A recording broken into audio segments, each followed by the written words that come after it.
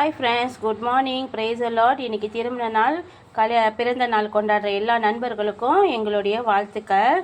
அப்புறம் அது மட்டும் இல்லை ஃப்ரெண்ட், என் ஹஸ்பண்ட் கேட்டாங்க, எப்போ பார்த்தாலும் நல்ல விசேஷத்துக்கு மட்டும் வாழ்த்து சொல்கிறிய, சில பேர் கவலையாக இருப்பாங்களா, அவங்களுக்கெல்லாம் என்ன சொல்ல போகிறேன்னு கேட்டிருந்தாங்க. அவங்களுக்கெல்லாம் ஏன் இன்னும் சொல்ல மாட்டேன்னு, நம்ம அன்னாடிக்கும் காலையில் ஏஞ்சான கடவுளுக்கு நன்றி சொல்கிறோம். அதனால் என்ன கவலையாக இருந்தாலும் எதாக இருந்தாலும் கடவுள் எடுத்துருவாங்க. நம்மளுக்கு சந்தோஷத்தை தான் கொடுப்பாங்க. எங்களோட பைபிளில் ஒரு வார்த்தை இருக்கும், எனக்கு பிடிச்சமான வார்த்தை. என்ன வார்த்தைனா ஃப்ரெண்ட், உங்கள் உங்களோட அப்பா அம்மாவே உங்களை நல்லா பார்க்கும்போது உங்களை உருவாக்குன நான் உங்களை அதை விட அதிகமாக பார்க்க மாட்டேனான்னு ஒரு கேள்வி கேட்டிருப்பாங்க கடவுளே. அப்போ அந்த விஷயம் எனக்கு ரொம்ப பொருத்தமாக இருக்கும், எனக்கு ரொம்ப பிடிச்சிருந்துச்சு. அதுலேருந்து நான் என்ன கஷ்டம் வந்தாலும் என்ன கவலை வந்தாலும் நான் அதெல்லாம் போதை பண்ணிக்கவே மாட்டேன். எப்பயுமே சந்தோஷமாக இருப்பேன். கடவுள் இன்றைக்கி கொடுத்த ஆசீர்வாத நாளை பார்த்து நாளை நான் சந்தோஷமாக வாழ்வேன் இந்த ஒரு நாளில்.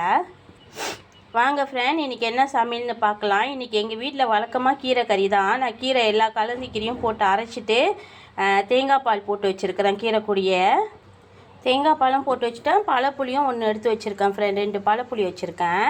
இங்கே நம்ம பாசி பருப்பில் தான் நான் கீரை கடைவேன். இன்றைக்கி பாசி பருப்புலேருந்து பாதி எடுத்து வச்சுருக்கிறேன். கொஞ்சமாக அவங்க கூட கருப்பிலை வச்சுருக்கேன். இங்கே என்ன இருக்காங்கன்னா வெங்காயம் வெட்டி வச்சுருக்கிறேன். இங்கே என்ன இருக்காங்கன்னா கொஞ்சமாக கீரை கறியும் கொஞ்சமாக கருவாடு இருக்குல்ல, நெத்திலி கருவாடு, அவங்களையும் போட்டு இப்போ பிளேண்ட் பண்ணி எடுத்து வச்சுக்க போகிறேன்.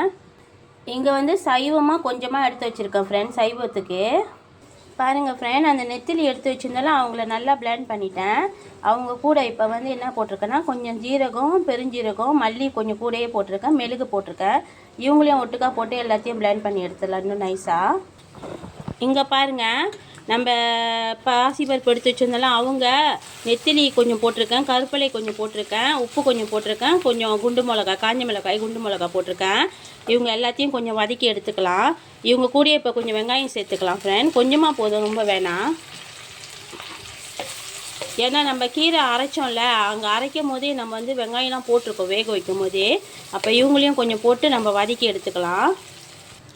பாருங்கள் ஃப்ரெண்ட், இவங்க நல்லா வெந்து வந்துட்டாங்க, நல்லா வதங்கி வந்துட்டாங்க. இந்த டைமில் நம்ம கடைஞ்சி வச்சுருக்கிற கீரையை ஆட் பண்ணிடலாம்.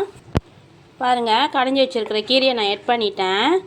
எனக்கு கறி கொஞ்சம் திக்காக வேணுமா என்னோடய கஸ்டமருக்கெலாம். அப்போ நான் என்ன செஞ்சுருக்கிறேன்னா கொஞ்சம் திக்காக ஆக்கிறதுக்காக தண்ணி குறவா ஆட் பண்ணியிருக்கேன். இது ஒரு 11 பேருக்கு நான் சமைக்கிறேன் ஃப்ரெண்ட். வாங்க பார்க்கலாம். இங்கே பாருங்கள், சைவமாக கீரை கறி சொன்னால சைவமாக ஆக்குறேன்ட்டுன்னு இவங்க சைவம், இவங்களை தனியாக ஆக்கிக்கிட்டு இருக்கிறேன். இவங்க வந்துட்டாங்க, இன்னும் கொதிச்சு வந்துட்டாங்கன்னா இவங்களை எடுத்துகிட்டு அடுத்த சைவத்துக்கு போகலாம், சைவ ரெசிபிக்கு.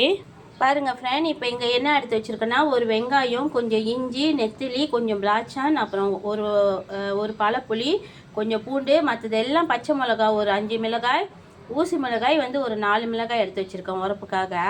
இவங்களெல்லாம் இப்போ என்ன செய்ய போகிறேன்னா நான் இடி சாம்பார் செய்ய போகிறேன். ஆனால் ஃபீஷில் செய்ய போகிறேன். வாங்க பார்க்கலாம் எப்படி செய்கிறேன்னு. இவங்க எல்லாத்தையும் ஒட்டுக்காக போட்டு நல்லா பிளேண்ட் பண்ணி எடுத்துக்கலாம்.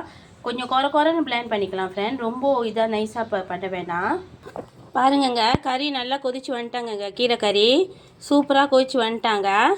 இவங்களை அடிச்சிருவோம். நான் அடுப்பு அடிச்சிட்டேங்க. அடிச்சுட்டு இந்த டைமில் அடிச்சிட்டேன். நான் கீரை இவங்க 11 பேருக்கு நான் சமைச்சிருக்கேங்க. கீரை எல்லா கீரையும் கலந்து 1 கிலோ போட்டிருக்கேன். அப்புறம் பருப்பு பாசி பருப்பு அரை கிலோ தான் போட்டிருக்கேங்க.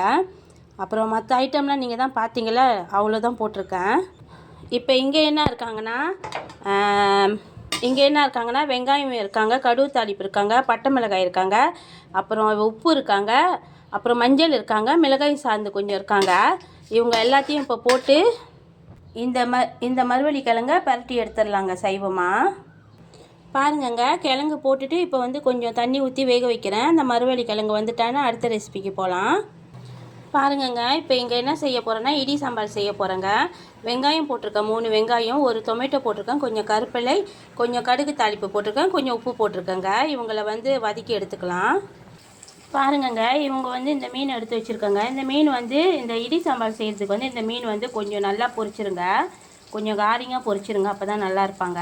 இங்கே முதல்ல நம்ம எடுத்து வச்சுருந்தால வெங்காயம், பச்சை மிளகாய், அப்புறம் பிளாச்சான், கொஞ்சம் புளி, பழப்புளி கொஞ்சம், அப்புறம் வேறு என்ன வச்சுருந்தா இஞ்சி பூண்டு பேஸ்ட்டு வச்சுருந்தோம்ல, இவங்க எல்லாத்தையும் ஒட்டுக்கா போட்டு அரைச்சி எடுத்துக்கிட்டோம். இப்போ பாருங்கள், வெங்காயமும் நல்லா தாளித்து வந்துட்டாங்க. இவ்வளோ வெந்திருந்தால் போதும், கண்ணாடி பதம் வந்தால் போதும். இந்த டைமில் நம்ம இவங்களை ஆட் பண்ணிடலாம். பாருங்கள், இந்தமாரி நல்லா சுண்டி எண்ணெய்லாம் வந்து நல்லா இந்தமாரி சுண்டி வந்தானே இந்த டைமில் நீங்கள் என்ன செய்யுங்க, இப்போ மீனை போட்டுருங்க. பொரிச்ச மீனை போட்டுட்டு பாருங்க, நான் வந்து அரை லைமன் எடுத்து வச்சுருக்கிறேன். இந்த அரை லைமனை ஊற்றிக்கலாம். பாருங்கங்க, இப்போ ஒரு லைமன் ஊற்றிட்டுமா, மீன் போட்டுமா, நான் கொஞ்சமாக சீனி போட்டிருக்கேன். அடுப்பு அடைச்சிட்டேங்க. இப்போ இவங்க எல்லாத்தையும் மிக்ஸ் பண்ணிவிட்டு கொஞ்ச நேரம் இந்த சூட்டிலே ஆற விட்டுடலாம். இவங்க எல்லாத்தையும் நல்லா மிக்ஸ் பண்ணிக்கோங்க. நான் கொஞ்சமாக சீனி போட்டிருக்கேன், ஏன்னா ரொம்ப காரமாக இருப்பாங்க. அதனால் நம்ம வீட்டில் காரம் ரொம்ப சாப்பிட மாட்டோம். அதனால் ஃப்ரெண்ட் கொஞ்ச நேரம் இவங்க வந்து அப்படியே சூடுலேயே அந்த சீனிலாம் கரைஞ்சி வர்ற வரைக்கும். எப்பயுமே லைமனும் சீனியும் போட்டிங்கன்னா அடுப்பை அடைச்சிட்டு போடுங்க லாஸ்ட்டாக. பாருங்கள் ஃப்ரெண்ட், இன்றைக்கி சமையல் முடிஞ்சிருச்சு.